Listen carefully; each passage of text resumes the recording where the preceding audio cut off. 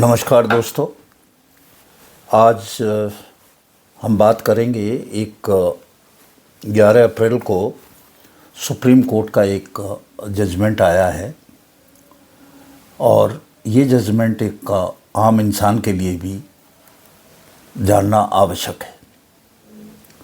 ये जजमेंट है कि आजकल हम सब लोग वाहन के जो है मालिक हैं, ओनर हैं, तो एक बहुत दिनों से एक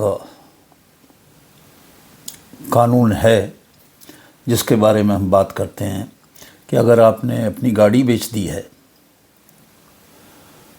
और गाड़ी बेचने के बाद आपने जिसने वो गाड़ी खरीदी है उसके नाम पर यदि आपने जो अथॉरिटी है, ट्रांसपोर्ट अथॉरिटी है, उसके रिकॉर्ड में आपने उस गाड़ी को ट्रांसफ़र नहीं कराया है तो आप ही उसके ओनर रहेंगे।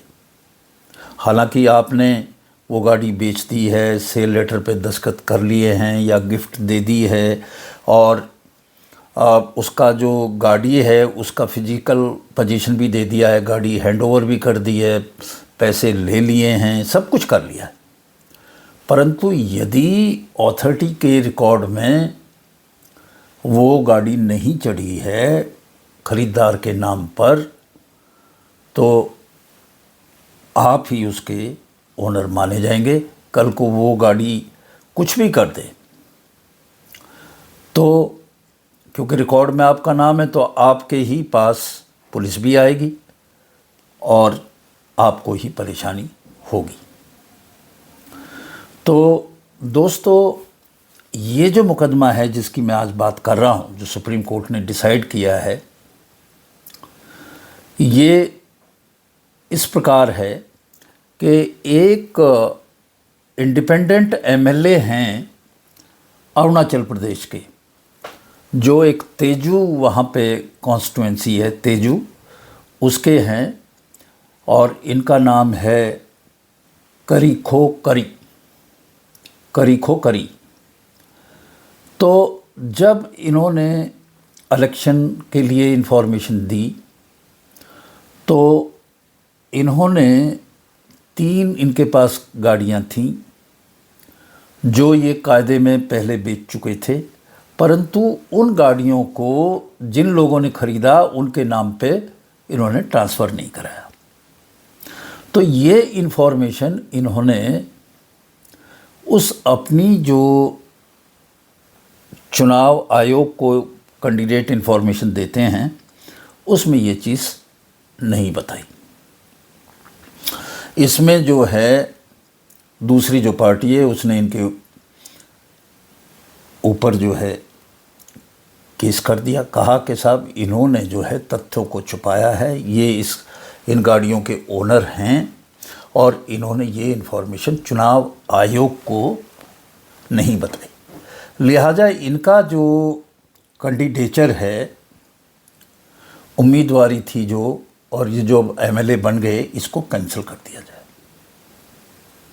क्योंकि इन्होंने इन 3 गाड़ियों से मुतालिक जो तथ्य था कि ये ओनर हैं वो छुपाया है। अरुणाचल प्रदेश का हाई कोर्ट है गुवाहाटी। तो गुवाहाटी हाई कोर्ट ने इस बात को सही माना कि हाँ, इन्होंने तथ्यों को छुपाया है और इनकी जो सदस्यता है उसको खारिज कर दिया। उस सदस्यता के खारिज होने पर ये एमएलए साहब खारगोकरी साहब सुप्रीम कोर्ट में उन्होंने अपील की और सुप्रीम कोर्ट में जो खंडपीठ थी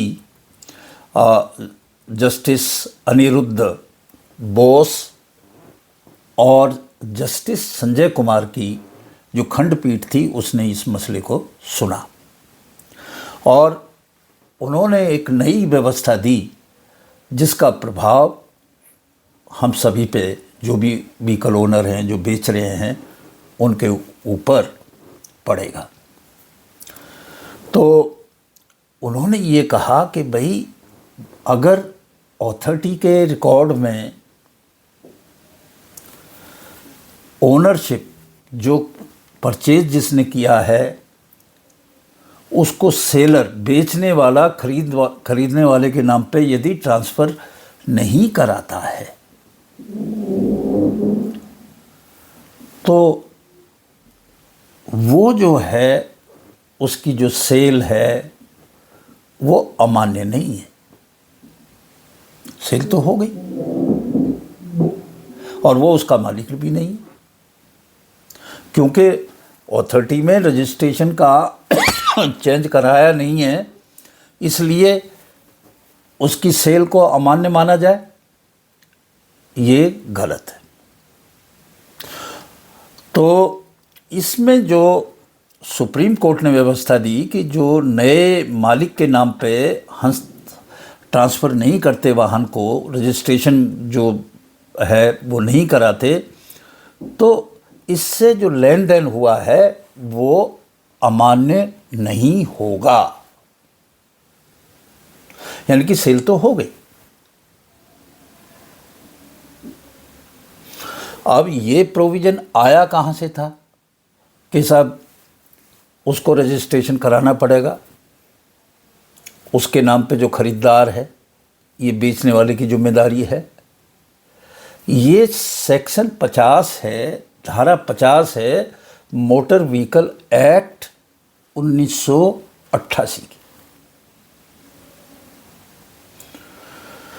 उसके तहत ये ज़रूरी है, जब तक खरीदार के नाम पे नहीं होगा तो ये नहीं माना जाएगा कि भाई उसने ये व्हीकल बेच दिया है। ये माना जाएगा उस व्हीकल का अभी तक जो बेचने वाला है वो ही ओनर है, उसी की जिम्मेदारी है। वो व्हीकल कुछ भी कर दे तो भुगतना उसको पड़ेगा, जबकि ना उसके पास गाड़ी है, उसने बेच भी दी, उसने पैसे भी ले लिए, बस जो रिकॉर्ड है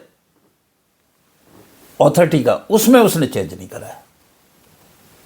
ये जिम्मेदारी सेक्शन 50 उसको देता है। तो ये कोर्ट ने कहा कि भाई जो उसने सही जो एफिडेविट में एमएलए साहब ने कहा था तो वो उसका ओनर नहीं है, और ये तीनों वाहन जो दिखाए, जिस पे उस एमएलए के नाम पे ही दिखाए जा रहे थे कि ये ओनर है अथॉरिटी के रिकॉर्ड में, एक स्कूटी थी, एक मारुति ओमनी कार थी और एक मोटरसाइकिल थी, ये जो एमएलए साहब हैं उसके ओनर नहीं है, और उन्होंने ठीक ही इन्फॉर्मेशन दी। तो उसने कहा कि भाई मोटर व्हीकल जो अधिनियम है 1988 उस पे थोड़ी डिसाइड होगा, ये तो कायदे में जो सेल हुई है उस पे डिसाइड होगा। और जो गुवाहाटी हाई कोर्ट का फैसला है उसको बदल दिया। सुप्रीम कोर्ट का एक और जजमेंट था नवीन कुमार वर्सेस विजय कुमार 2018 का, उसको भी इन्होंने एक साइड सुप्रीम कोर्ट ने कर दिया, और उन्होंने कहा कि साहब ये जो गाड़ी है, व्हीकल है, ये तो गुड्स है, एक पदार्थ है, वस्तु है, और इसकी जो सेल है वो मोटर व्हीकल एक्ट में कवर नहीं होगी। इसकी जो सेल है वो कवर होगी जो एक्ट है सेल्स ऑफ गुड्स एक्ट 1930। जैसे और वस्तुएं हैं और चीज़ें हैं, ऐसे ही गाड़ी भी है। तो ये मोटर व्हीकल एक्ट में कवर्ड नहीं है इसकी जो सेल है जो आप बेच रहे हैं, बल्कि ये सेल कवर है सेल ऑफ गुड्स एक्ट 1930 में। और उसको बेच दी या गिफ्ट कर दी, तो जैसे ही उसने पैसे दिए, सेल जो है उस पर साइन किए, तो जो सेल है वो सेल का जो प्रोसेस है वो पूरा हो जाता है।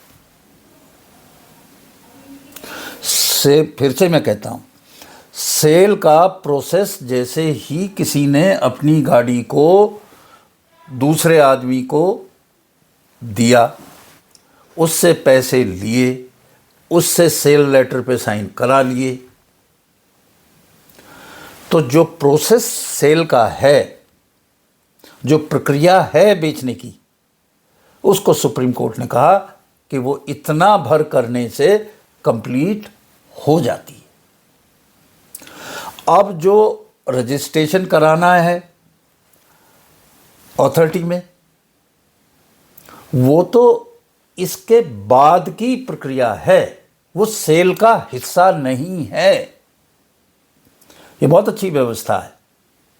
दोनों चीजों को अलग कर दिया, एक रिकॉर्ड में नाम आना और एक बेचना।